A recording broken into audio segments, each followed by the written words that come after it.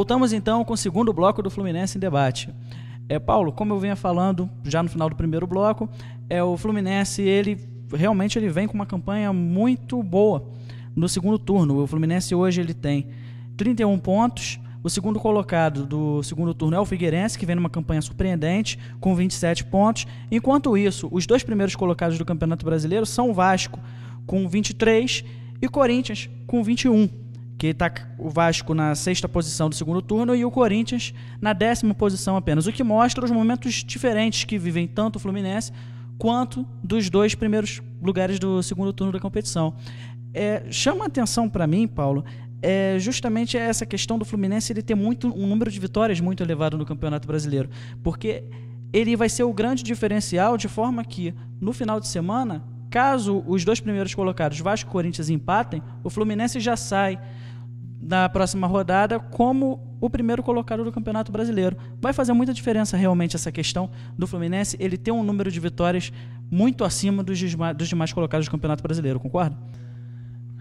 Perfeito, Marcelo. É justamente nisso que eu baseio o meu comentário, sobre o qual eu, opino que o Fluminense é o grande favorito a conquistar o campeonato.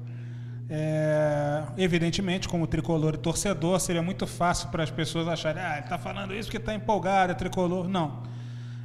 O que eu percebo é a questão da tendência. O Fluminense hoje se encontra em tendência crescente, em tendência de avanço, ao passo que seus principais adversários na parte de cima da tabela ou estão em decréscimo ou estão em oscilação, estão em irregularidade, né? A gente vê os casos típicos de Flamengo e Botafogo e, por favor, não me venham com essa história dessa goleada magnânima de ontem, porque em 9 minutos o goleiro Fábio tomou 3 frangos, então a explicação para essa goleada fantástica talvez passe por outros caminhos. O Botafogo, né, que a gente não esperava, apesar de ter um bom time, durante um longo tempo foi o time talvez dos mais ajustados no campeonato e agora não passa por um bom momento. E o Corinthians, o resultado de ontem fala por si somente. A imprensa convencional já dava o Corinthians como franco favorito, com as vitórias fáceis sobre os adversários fracos e logo nas 6 partidas finais, né? Logo na primeira isso não se confirmou. O Corinthians enfrenta agora um Atlético Paranaense mordidíssimo, que vem de uma vitória, que precisa desesperadamente pontuar em São Paulo. Não vejo isso como muito fácil. Como não será fácil a tarefa do Fluminense contra o América Mineiro. É bom deixar isso claro. Mas se o Fluminense conseguir repetir pelo menos parte da atuação de ontem no Beira-Rio, o Fluminense é franco favorito a esses 3 pontos e a liderar o campeonato. No que tange ao jogo do Cruzeiro, Paulo, contra o Flamengo, o que me chama bastante atenção é que quando um time está em uma fase, no caso do Cruzeiro na zona de rebaixamento, qualquer coisa que dá errado, ela já tende a se tornar muito grande e acabar que as coisas começam realmente a dar tudo errado na partida mesmo. Por exemplo, nesse jogo do final de semana, o Cruzeiro estava jogando bem, estava jogando até um pouco melhor que o Flamengo, quando de repente, já ganhando de 1-0, quando de repente tem um pênalti a seu favor. Vai cobrar o pênalti, a penalidade, o zagueiro, o Vitorino, coisa que eu não acho realmente o melhor a se fazer nesse tipo de situação, porque já é uma extrema pressão e ainda bota o zagueiro para cobrar. O zagueiro perde o pênalti, 2 minutos depois o David vai chutar, vai experimentar um chute de fora da área, a bola bate na trave, nas costas do goleiro e entra. Por sinal, o Flamengo parece que tem um pacto com coisa ruim, porque não é possível. Isso já aconteceu nesse ano, no jogo contra o Fluminense, que chutaram, bateu nas costas do Cavalieri e também entrou. Pegando um pouco os adversários do Fluminense, Dória. Vasco, no final de semana, tropeçou. Corinthians, contra o América Mineiro, levou um gol de falta no último minuto, sendo que o América mostrou já toda a sua fragilidade na partida, porque poderia ter saído até com um placar muito mais elástico, pelo que o Corinthians não apresentou na partida, e com isso viu o Fluminense se aproximar. Como você considera, como você está enxergando os rivais do Fluminense nesse Campeonato Brasileiro, e você vê o Fluminense nesse momento com mais encorpado do que os seus adversários, porque eles realmente fazem uma campanha muito irregular, concorda? Concordo.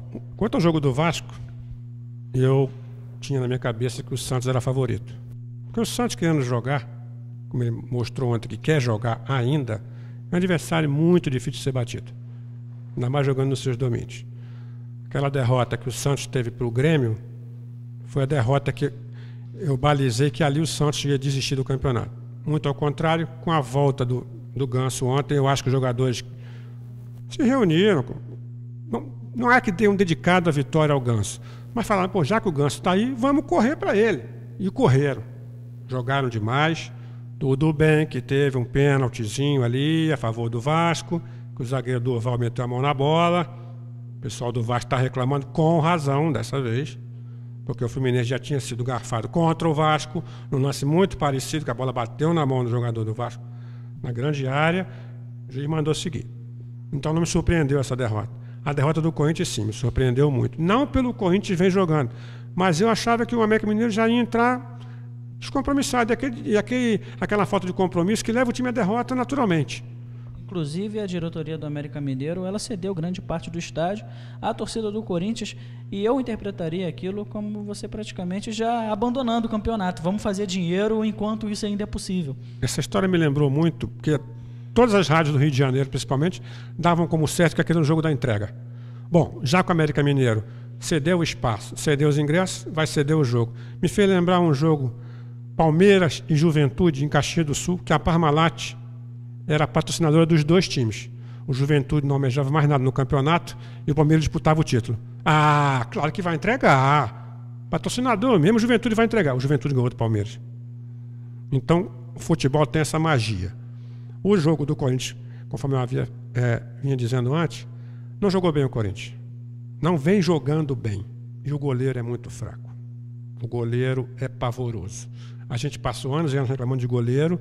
Eles contrataram o Renan, que para mim é melhor que o Júlio César. O Renan foi muito mal nas partidas que jogou enquanto o Júlio César estava machucado.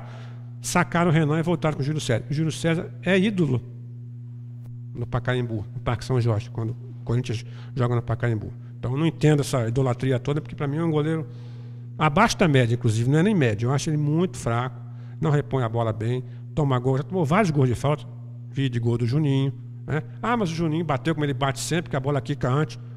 Todo mundo sabe disso. Eu sei, onde eu sabe, você sabe. Só o goleiro que não sabia? O goleiro do Santos sabia. Tanto que ele foi na bola ontem e a bola foi para fora. Quanto ao jogo do Botafogo, era um jogo difícil, porque o Botafogo, as peças que vinham se encaixando, não estão se encaixando mais. O Cortez, quando voltou da seleção, voltou muito mal. Não sei se foi o aumento de salário, se foi aquele negócio de eu sou novato na seleção, tem que subir na mesa, tem que discursar, aquilo balançou a cabeça dele, não sei o que aconteceu. O Elkson não está jogando absolutamente nada, o Maxwell muito menos, a bola não ia chegar nunca, porque o Renato foi jogar ao lado do Louco Abreu, no ataque, ele fez uma mexida no time que modificou o meio de campo e o ataque todo, bagunçou o time. No segundo tempo, ele que consertar, não dava mais tempo. E a torcida no Botafogo, com 10 minutos de jogo, ela começa. Fora técnico, técnico burro, fora Alessandro, e xinga, e vai, e não para de vaiar. Detalhe, a torcida do Botafogo não costuma ir ao jogo. A torcida que menos vai. Quer dizer, quando vai, ainda xinga, ainda vaia. Aí o Cabelo dá a declaração no final do jogo, que a torcida não pode fazer isso. A torcida pode ou não pode fazer isso, gente? A torcida pode vaiar? O que você acha, Vieira? Inclusive, esse é um dos temas que nós temos propostos aqui na pauta. Eu, particularmente, acho que o papel do torcedor desde nas arquibancadas, ele pode vaiar, ele pode aplaudir, ele pode incentivar. Claro que existem filosofias. Ou seja, se eu sou torcedor do meu time, eu às vezes parto da premissa de que eu vou buscar estar apoiando durante o jogo e cobrando depois, no caso do Fluminense perder, ou então de fazer uma partida ruim, vaiar, cobrar. Mas eu acho que isso é o direito do torcedor. Cada um vai de acordo com a sua filosofia, de acordo com a sua maneira de se comportar. Então, eu realmente não gosto de patrulhamento. Eu sou contrário a qualquer tipo de patrulhamento. Mas, às vezes, atrapalha. E você, André, essa questão da vaia, o que você considera? Eu sei que você já é mais defensor daquilo, estamos no estádio para apoiar, para defender, por aí mesmo. Eu diria o seguinte, eu acho que... Evidentemente é muito mais fácil para o time tentar se encaixar em campo com o apoio da torcida. Agora, depois desses 33 anos zanzando pelas arquibancadas do país, eu entendo que não me agrada exatamente essa questão do patrulhamento que você me falou, essa coisa de não pode vaiar, fulano é intocável, ou como eu já ouvi ou li em redes sociais, né? Quem vaia não é torcedor de verdade. Façam-me o favor. Eu sou torcedor de verdade do Fluminense há mais de 30 anos e eu vaio o Romário.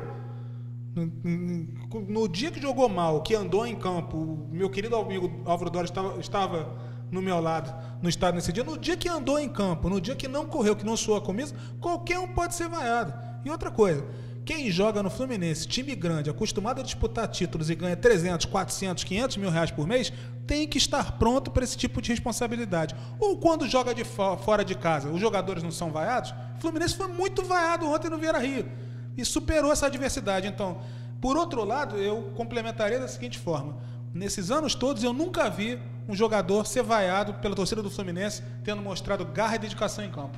Pode jogar mal, pode errar situações, agora nunca vi um jogador ser vaiado. O Dória que me faça lembrar ou me corrigir se eu estiver errado, o meu primeiro grande ídolo do futebol foi Edinho. Eu vi o Edinho jogar durante vários... Edinho o outro, gente, não é o atual. Edinho Nazaré Filho, um dos maiores zagueiros da história do Fluminense. Eu nunca vi o Edinho ser vaiado. Eu vi o Fluminense perder jogos e outros jogadores serem, mas eu nunca vi o Edinho ser vaiado. Por quê? Não é só porque ele era um jogador de altíssimo quilate técnico, era porque era um jogador que ele colocava raça até no paro ímpar, até no cara ou coroa, até para disputar um lateral. Então a torcida reconhece isso. Mesma coisa eu digo para aqueles jogadores que começam a partida com 1 minuto ou 2 minutos, começam a levantar os braços para a torcida. Não precisa pedir grito de nada. Jogou bem, correu e acertou, a torcida vai gritar por conta própria. Quem determina isso no campo, nas arquibancadas, é o jogador. Para completar, Andel, o jogo do Flamengo, o jogo do Flamengo me deixou um pouquinho preocupado com relação a um detalhe. Eu gosto dos detalhes. A coisa que o pessoal não percebe, eu percebo. Em 2009, Flamengo e Santos, Maracanã. O Flamengo estava na caminhada ao título. Um determinado jogador do Santos, chamado Paulo Henrique, perdeu 2 pênaltis. O Flamengo ganhou o jogo e foi campeão. Ontem, não sei porquê. Vitorino bater pênalti.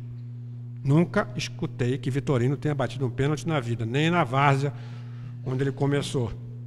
Quer dizer, desmoraliza até os atacantes do Cruzeiro, gente. Você imagina, o time está ganhando de 1-0, vai o zagueiro bater. O goleiro levou o azar na primeira bola, tomou 3 frangos depois. O último gol, então, é uma das coisas mais patéticas do Engenhão, né? Se lembrar dos gols que já apareceram no Engenhão, isso foi uma brincadeira de mau gosto. Foi pior do que o do escanteio? Eu fiquei na dúvida. Do escanteio foi porque o do escanteio eu achei mais grotesco. O do escanteio foi esquisito, porque ele parou no meio do caminho, agachou, ficou esperando a bola entrou entre ele e atrás. Não estou querendo dizer que ele tem entregue o jogo não, gente, mas ele não está na fase boa, não. Não sei se foi a cacetada que ele tomou na cabeça, que até hoje não se recuperou, né? Vocês lembram do lance, né? Saiu, todo machucado. Eu vejo o Cruzeiro com preocupação nessa tabela aqui. 17º, 34 pontos, 9 vitórias. Depois a gente analisa isso, Vieira. Exatamente. Depois a gente analisa isso e mais outros fatores. Fluminense Debate dá a sua parada para o intervalo e voltamos a seguir daqui a pouquinho, gente.